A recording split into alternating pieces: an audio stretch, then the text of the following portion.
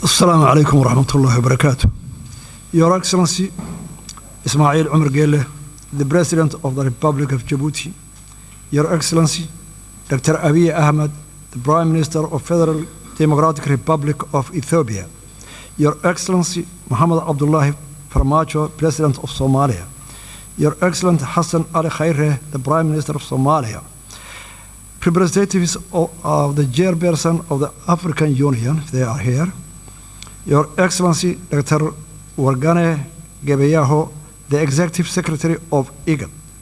Your Excellency, Donald Yamamoto, the U.S. Ambassador. Excellency, distinguished guests, ladies and gentlemen, all protocols observed, good afternoon. Mr. President and Chairman as well, first and foremost, let me say that it's a great pleasure to be here with you today and to participate the continuation of the dialogue between Somaliland and Somalia. Allow me to extend my sincere appreciation to the regional, continental, and international community for your presence here today to discuss a topic of great importance to the Horn of Africa. Allow me to further thank His Excellency, President Ismail Omar Gele, and the people of Jabuuti for their warm and brotherly hospitality in welcoming us in this beautiful country. Though we may be separated by land and sea, nothing will diminish the important role you all play and will continue to play in your efforts to bring peace and stability to the African continent. The region is suffering from a combination of unprecedented challenges, which range from the COVID-19 to environmental and socio-economic issues. Regional cooperation and hegemony is urgently required to steward the vulnerable to more prosperous and stable future. Restarting of these mediation talks with international support is an important factor in securing a more sustainable future in the fulfillment of onerous and worthy duty of building a safe, secure, and stable relationship for the people, for Somaliland and Somalia. Excellencies, allow me to stress the current phase that we are entering is a crucial in shaping the future of the future bilateral relationship between our two neighboring countries, regional stability, and sustainable and prosperous future for the Horn of Africa. However daunting or important such a task is, I remain confident and optimistic that through our and your attention, commitment, hard work, and dedication, we will be able to contribute to the peace and security landscape across the continent of Africa. Excellencies, allow me to present a brief historical background on how we got to where we are today. Republic of Somaliland received its independence from the United Kingdom 26 June 1960. Notification of that independence was duly registered with the United Nations, and 35 countries recognized Somaliland. Somaliland voluntarily united with Somalia 1st July 1960 to form the Somali Republic. The union was not legally binding, as the Act of Union was never formally signed. Therefore, the unification effort fell short of the requirements mandated by domestic and international law. From the beginning, the union malfunctioned as Somaliland people were hugely oppressed. The people of Somaliland expressed their displeasure with the Union by overwhelming voting against the new constitution in the referendum held in 1961 and followed full-scale struggle against the Somali Republic. The result in the collapse of Somali Republic in 1991 and the restoration of the independence of the Republic of Somaliland 18 May 1991. Since restoring our independence, Somaliland, with its scarce resources and with limited international support, has embarked on a steady, incremental, and progressive agenda of conflict resolution, peace building, and state building, and established good governance and functioning government institutions. We conducted a constitutional referendum in which 97% of Somalilanders voted to support the constitution and the independence. Somaliland, during that period, has made rounds of multi-party free and fair elections, including 3 rounds of presidential elections, 2 rounds of local council elections, and a parliamentary election. Republic of Somaliland has created a conducive environment that enabled a thriving private sector and an inflow of international investment. Somaliland has played an important role in the peace and security of the region and has been a reliable partner in the fight against terrorism, piracy, human trafficking, money laundering, and other forms of organized crimes. Unfortunately, instead of appreciating all those efforts and contributions made by the Somaliland people for the last 30 years, Somalia was in a constant war against the development of Somaliland, economically, security, investment, and this deepened the mistrust and animosity between the two countries. Ever since Somaliland entered hastily into a voluntary union with Somalia, the Somaliland people has been at the receiving end of injustice, discrimination, and state-sponsored genocide at the hands of the Somali government. Evidence of the widespread war crimes committed against the people of Somaliland has been fully documented by the United Nations Special Rapporteur for Human Rights and forensic team from Physicians for Human Rights and Somaliland War Crime Commission.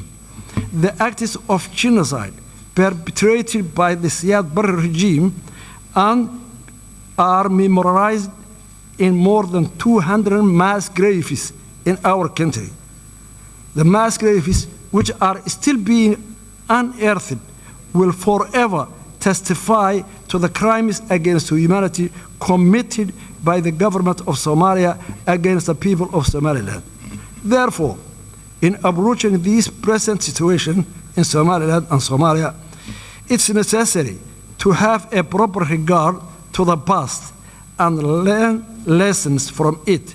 The legacy of the oppression against the people of Somaliland cannot be easily swept away. Rather, they must be acknowledged and taken into account when considering Somaliland people's rights to self-determination and independence. The case for Somaliland independence is not unique. This fact is also acknowledged by the African Union mission to Somaliland in 2005. That concluded the situation was sufficiently unique and self-justified in African political history, that the case should not be linked to the notion of Pandora's box. It recommended that the African Union should find a special method of dealing with this outstanding case at the earliest possible date. Furthermore, the 2005 African Union Fact Mission to Somaliland reported that the plethora of problems confronting Somaliland are in part the legacy of political union with Somalia that malfunctioned and brought the destruction and ruin, thereby overburdening the population of Somaliland. Somaliland's claim to independence depends on part its circumstances, including the brief but legal period of independence in 1960. It claims to recognize international borders relating to that period, as can be summarized from the Somaliland's case, unique and demands unique solution. It does not create precedent for other unresolved conflicts in Africa or elsewhere. Somaliland's legal case for independence is the conformity with the international law. Somaliland satisfies the statehood criteria as set out in Montevideo Convention of 1933. Somaliland fulfills the conditions set out in Article 4P of the Constitutive Act of the African Union, which enshrines respect of borders existing on the achievement of independence, since Somaliland borders correspond to those received upon independence from the Great Britain. Somaliland is fully aware that the African context, the exercise of the right to self-determination is linked to the principle of respect for respecting boundaries. Somaliland's case for independence involves restoring borders of it possessed both as a colonial entity as an independent state. Between 1991 and 2000, the Organization of African Union considered to the break-up of two other unions. In 1989, Senegal opted to terminate its 7-year merger with Gambia as Senegambia Federation, and in 1993, Eritrea, formerly seceded from Ethiopia. Furthermore, in supporting the Comprehensive Peace Agreement signed in 2005 and subsequently independence of South Sudan and its admission to the African Union, the African Union has accepted the break-up of Southern Sudan. The International Court of Justice, in its legal opinion on Kosovo, declared in 10-4 vote that the declaration of independence of Kosovo of the 17th February 2008 did not violate general international law because the international law provides no prohibition on declaration of independence. Furthermore, the Arbitration Commission of Peace Conference to Yugoslavia produced a series of opinions on the validity of new states' claim to independence and conditions for recognition. The Commission determined, inter alia, the break-up of Yugoslavia was a case of dissolution rather than cession. Somaliland's pursuit of independence is not a case of cession, but rather dissolution of voluntary union between independent states. A number of African Union member states are also the product of failed union. Mali, Senegal, Gambia, and Egypt have all withdrawn from unions with their borders intact. The African Union has also accepted the independence of territories never previously enjoyed full sovereignty. Following the failure of the unity government, Republic of Somaliland exercised its inherent right to self-determination, which are consistent with the preamble of the United Nations 1948 Universal Declaration of Human Rights. Somaliland has long argued that Somali Republic was two united countries. The failure of the unity government provided adequate ground to the restoration of our independence. We believe in that the key to sustainable and peaceful future lies in the honest and sincere dialogue between Somaliland and Somalia under the auspices of neutral and impartial international mediation mechanism and a guarantor. Somaliland remains committed to peaceful coexistence with Somalia.